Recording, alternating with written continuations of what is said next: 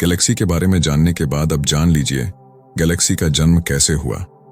Big bang theory के अनुसार ब्रह्मांड का जन्म एक चीते से चीज की विस्फोट से हुआ था। इस धमाके के बाद हाइड्रोजन और हीलियम परमाणु का जन्म हुआ। उसके बाद धीरे धीरे गैस और धूल का जन्म हुआ। गैस और धूल के विशाल बादल अपने ही गुरुत्वाकर्षण खिंचाव के कारण ढह गए और एक सितारे का जन्म हुआ। उसके बाद बहुत सारे सितारों का जन्म हुआ और किसी भी एक केंद्र को चक्कर लगाना शुरू किया। इसी तरह गैलेक्सी का जन्म हुआ।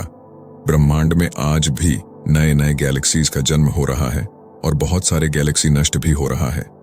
आज भी छोटे छोटे आकाशगंगा मिलकर एक बड़े आकाशगंगा का जन्म होता है।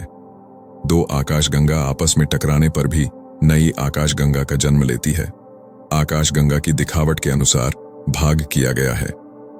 किस तरह की दिखने वाली आकाशगंगा किस भाग में आएगी, इसके ऊपर अमेरिकी खगोल शास्त्री एडविन पावल हबल ने 1926 में कुछ क्रम बताए। इसे हबल सीक्वेंस कहा गया है।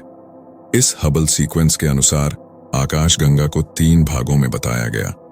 वह 3 भाग है: spiral Galaxy, elliptical Galaxy, irregular Galaxy. Spiral Galaxy और एलिप्टिकल गैलेक्सी के अलावा ब्रह्मांड में और भी अलग अलग शेप के गैलेक्सी देखने को मिलती है। इस तरह की अलग अलग गैलेक्सी को इरेगुलर गैलेक्सी कहते हैं। इरेगुलर गैलेक्सी हबल सीक्वेंस को फॉलो नहीं करती। हमारी मिल्की वे गैलेक्सी का आकार स्पाइरल मतलब सर्पिलाकार है। इस आकाशगंगा का विस्तार उत्तर से दक्षिण में विस्तृत तारों की बहती सफेद धारा है। इस गैलेक्सी में लगभग 100 बिलियन से 300 बिलियन स्टार्स हैं। इस गैलेक्सी की एक छोर से दूसरी छोर की दूरत्व है 1,05,700 लाइट ईयर्स।